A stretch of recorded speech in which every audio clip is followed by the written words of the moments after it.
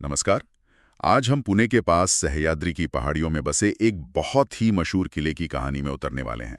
सिंहगढ़। हमारे पास जो जानकारी है वो इस किले की पूरी कहानी बताती है, इसके हजारों साल पुराने राज से लेकर मराठा साम्राज्य के सबसे यादगार लम्हों तक। और आज ये इतनी पसंदीदा जगह क्यों है, तो चलिए इस किले की परतें खोलते हैं। ये सिर्फ पत्थर और चूने का ढांचा नहीं, बल्कि शौर्य, बलिदान और प्रकृति की एक जीती जागती कहानी है। तो शुरू करते हैं बिल्कुल बेसिक सवाल से। ये किला है कहाँ और इतना खास क्यों है? मतलब पुणे से सिर्फ 30 किलोमीटर दूर 1320 मीटर्स की ऊंचाई पर। बिल्कुल, इसकी लोकेशन ही इसकी सबसे बड़ी ताकत थी।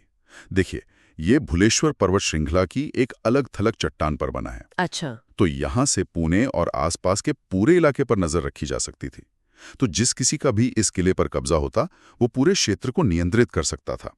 एक तरह से आसमान में बैठा एक पहरेदार था ये। और ये पहरेदारी सिर्फ कुछ 100 सालों से नहीं हो रही थी। मुझे ये जानकर बहुत हैरानी हुई कि इसका इतिहास 2000 साल से भी ज्यादा पुराना है। जी हाँ। मतलब ये तो शिवाजी महाराज से भी सदियों पहले की बात है।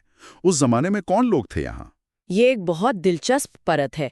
यहाँ जो गुफाएं और चट्टानों पर खुदे हुए लेख मिले हैं, वो इशारा करते हैं कि ये जगह सातवाहन वंश के समय से इस्तेमाल हो रही थी। अच्छा। अंदाजा है कि ये गुफाएं शायद बौद्ध भिक्षुओं के लिए बनाई गई थीं।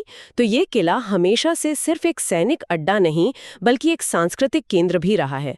इसने न जाने कितने साम्राज्यों का उत्थान और पतन देखा है। यानी ये किला एक मूक गवाह की तरह है। लेकिन एक घटना ने इस किले की खामोशी को तोड़ा और इसे हमेशा के लिए अमर कर दिया। मैं बात कर रहा हूँ 1670 की मशहूर लड़ाई की। हाँ, सिंहगढ़ की लड़ाई। ये मराठा इतिहास का शायद सबसे नाटकीय और भावनात्मक अध्याय है। उस समय ये किला मुगलों के कब्जे में था। और उनके सेनापति उदयभान राठौड़ यहाँ के किलेदार थे। जी।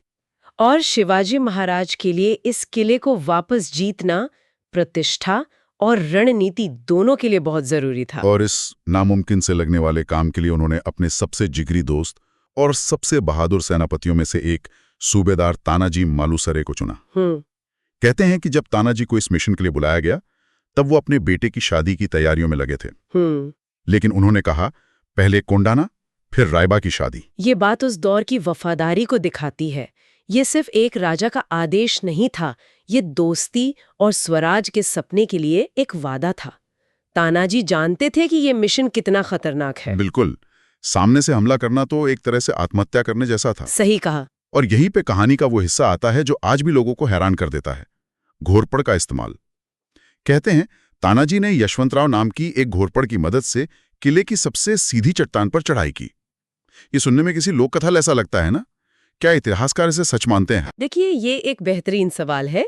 इसका कोई पुरातात्विक सबूत मिलना तो मुश्किल है, लेकिन ये कहानी मराठा युद्ध नीति के दिल में झांकने जैसा है। अच्छा, कैसे? उनकी सबसे बड़ी ताकत थी सोच, भूगोल की गहरी समझ और दुश्मन को हैरान करने की काबिलियत।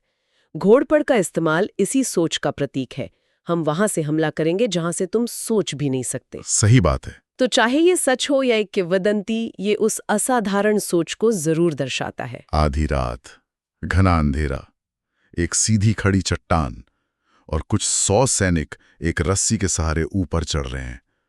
सोचकर ही डर लगता है। और ऊपर एक पूरी तरह से तैयार सेना इंतजार कर रही थी। एक छोटी सी आवाज भी मतलब पूरे मिशन को तबाह कर सकती थी। यह सिर्फ बहादुरी नहीं, जबरदस्त अनुशासन का भी सबूत था। और जब वो ऊपर पहुंचे तो उन्होंने दरवाजे खोल दिए और फिर जो लड़ाई हुई वो इतिहास में दर्ज हो गई। घायल होकर गिर पड़े। और एक पल के लिए लगा कि मराठा सेना शायद हार जाएगी। हाँ। लेकिन तभी तानाजी के भाई सूर्याजी ने स्थिति को संभाला। उन्होंने पीछे हट रहे सैनिकों को ललकारा और कहा, मैंने पीछे जाने वाली रस्सी काट दी है। अब या तो जीत कर उतरो या यहीं लड़कर मर जाओ। इस बात ने तो सैनिकों में नया जोश भर दिया होगा। बिल्कुल। उन्होंने 2 गुनी ताकत से हमला करके किला जीत लिया। जीत तो मिल गई, लेकिन बहुत बड़ी कीमत चुकाकर। जब यह खबर शिवाजी महाराज तक पहुंची तो उनके मुंह से वो ऐतिहासिक वाक्य निकला जो आज भी महाराष्ट्र के कण कण में गूंजता है। गढ़ आला पण सेह गेला। किला तो जीत लिया, पर हमने अपना शेर खो दिया। ये सिर्फ एक सेनापति की मौत पर दुख नहीं था, ये एक दोस्त को खोने का दर्द था।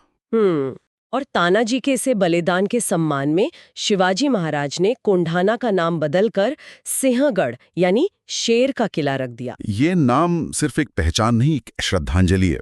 तानाजी के बलिदान ने किले को तो जीत लिया, लेकिन ये सवाल मन में आता है कि आखिर उस किले की बनावट में ऐसा क्या खास था जिसने लड़ाई को इतना मुश्किल बना दिया? इसकी बनावट ही इसकी असली ताकत थी।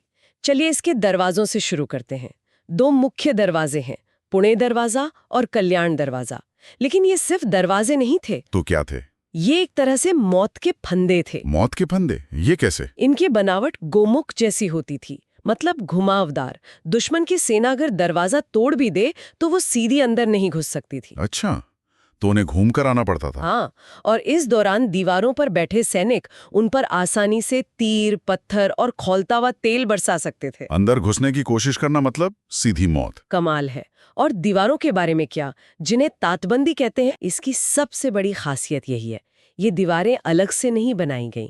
इन्हें पहाड़ की खड़ी चट्टानों को ही काटकर और तराश कर बनाया गया है।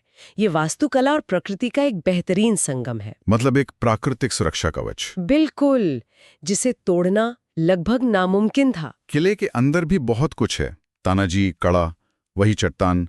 लोग आज भी वहां खड़े होकर उस बहादुरी को महसूस करने की कोशिश करते हैं। शिवाजी महाराज के छोटे बेटे राजाराम महाराज की समाधि भी तो यही है। जी, ये बताता है कि ये सिर्फ एक सैनिक चौकी नहीं, बल्कि शाही परिवार के लिए भी एक सुरक्षित ठिकाना था। इसके अलावा यहाँ पानी के कई टांके हैं जो बारिश का पानी इकट्ठा करने के लिए बनाए गए थे, ताकि घेराबंदी का सामना कर सकें। सही कहा। ये अपने आप में एक आत्मनिर्भर शहर जैसा था। तो ये बनावट बताती है कि किला कितना अभेद्य था। लेकिन आज जब लोग वहां जाते हैं तो वे सिर्फ इन दीवारों की मजबूती देखने नहीं जाते, वे उस नज़ारे के लिए जाते हैं जो इन दीवारों के ऊपर से दिखता है। आपने बिल्कुल सही कहा। इतिहास की परत के नीचे प्रकृति की एक और खूबसूरत परत है। यहाँ से पानशेत और खड़कवासला डैम का जो नज़ारा दिखता है वो बेमिसाल है। और खासकर मानसून में। हाँ, मानसून में तो बात ही कुछ और है।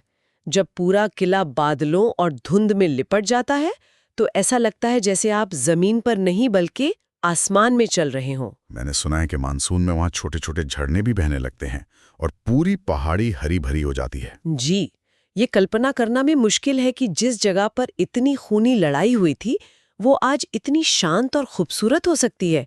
यही तो सिंहगढ़ का जादू है। बिल्कुल। आज ये पुणे के लोगों के लिए एक पसंदीदा वीकेंड स्पॉट है। लोग यहाँ ट्रैकिंग, फोटोग्राफी और खाने का मजा लेने आते हैं। हाँ, खाने की बात तो करनी ही पड़ेगी। यहाँ मिलने वाली पारंपरिक पिठला भाकरी, दही और कांदा भजी, इसके बिना तो सिंहगढ़ का अनुभव अधूरा है। बिल्कुल, लकड़ी के चूल्हे पर बनी गर्मा गर्म भाकरी, मसालेदार पिठला, साथ में ताज़ा दही और प्याज के पकौड़े।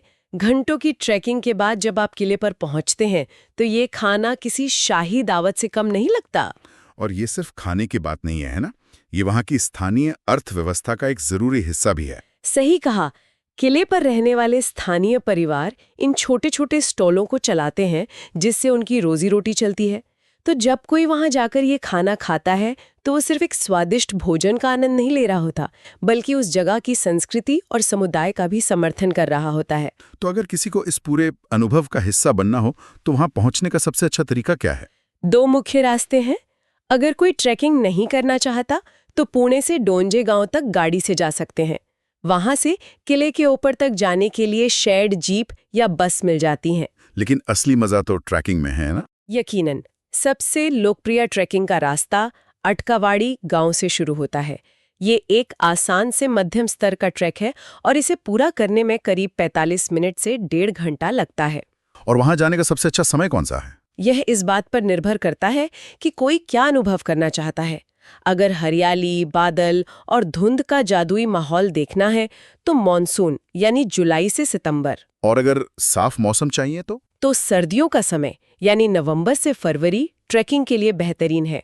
जानकारी के मुताबिक किला सुबह 5 बजे से शाम 6 बजे तक खुला रहता है और आमतौर पर कोई एंट्री फीस भी नहीं है। जी, जो इसे सभी के लिए एक सुलभ जगह बनाता है। तो ये थी सिंहगढ़ की कहानी, एक ऐसा किला जो 2000 साल पुराने इतिहास की खामोशी, तानाजी मालुसरे के शौर्य की गूंज और आज की खूबसूरत वादियों को अपने आप में समेटे हुए है। ये किला हमें याद दिलाता है कि इतिहास सिर्फ किताबों में नहीं बल्कि पहाड़ों, चट्टानों और इमारतों में भी जिंदा रहता है। सिंहगढ़ सिर्फ पत्थर और मिट्टी का ढांचा नहीं, ये महाराष्ट्र के गौरव, साहस और बलिदान का प्रतीक है। जब हम इसे इस तरह से देखते हैं तो ये सिर्फ एक टूरिस्ट स्पॉट नहीं रह जाता, ये एक टाइम मशीन बन जाता है। बिल्कुल। और ये सोचने पे मजबूर करता है कि कैसे एक इंसान की कहानी, तानाजी की कहानी, एक पूरे पहाड़ और किले की पहचान बन जाती है। आज भी लोग उसे कोंढाणा नहीं, सिंहगढ़ कहते हैं, शेर का किला। सही बात है। हमारे आसपास ऐसी कितनी ही पहाड़ियां, इमारतें और रास्ते होंगे जिनकी अपनी कहानियां हैं, जो पत्थरों में दबी हैं, बस किसी के सुनने का इंतजार कर रही हैं। शायद अगली बार जब हम किसी पुरानी जगह से गुजरें तो हम सिर्फ उसे देखें नहीं, उसे सुनने की भी कोशिश करें।